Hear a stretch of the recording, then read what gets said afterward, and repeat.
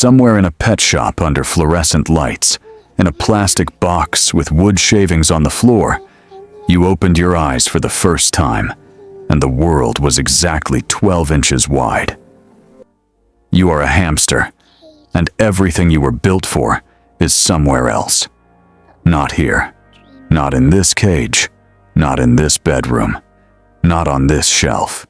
Next to a poster of a football team somewhere out there in the Syrian desert, where your ancestors ran 9 miles a night through darkness and sand, foraging, surviving, living at full speed against everything trying to stop them.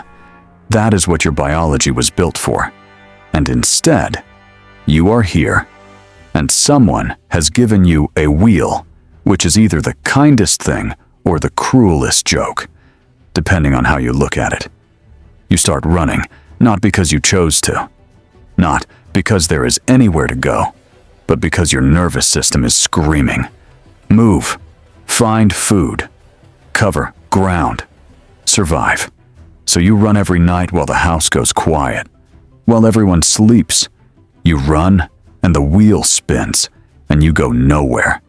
And your legs know they should be covering miles. And your brain knows something is wrong, but it cannot identify what. So it just says, run faster. And you do 9 miles a night on a wheel in a bedroom in the dark, going absolutely nowhere, because complaining is not in your vocabulary. Running is the child who owns you, picks you up at 3 p.m.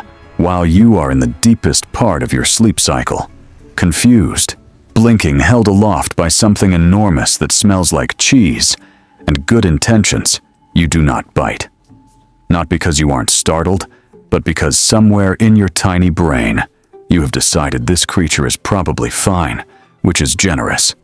Given the circumstances in the wild, your ancestors never knew when the next meal was coming, so they hoarded obsessively, stuffing their cheek pouches with everything they could find, carrying food equal to their own body weight back to a burrow, just in case you do the same thing every single day.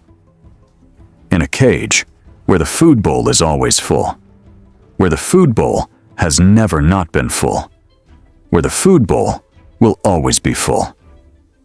You stuff your cheeks anyway. You carry it to your corner. Anyway, you hide it under the bedding anyway, because your brain did not get the memo that the Syrian desert is not coming back, that starvation is not coming, that the bowl will be refilled tomorrow morning by the same child who woke you up at 3 p.m. Your brain just says, hoard. So you hoard, and somewhere in your nest, there is enough food to last a week, and the bowl is full. And it will always be full, and you will hoard until the day you die. Just in case you will live around 2 years, maybe 3, if you are lucky. 2 years in a cage, on a wheel going nowhere, hoarding food. You don't need sleeping through the days. You could be held running through the nights. Nobody sees.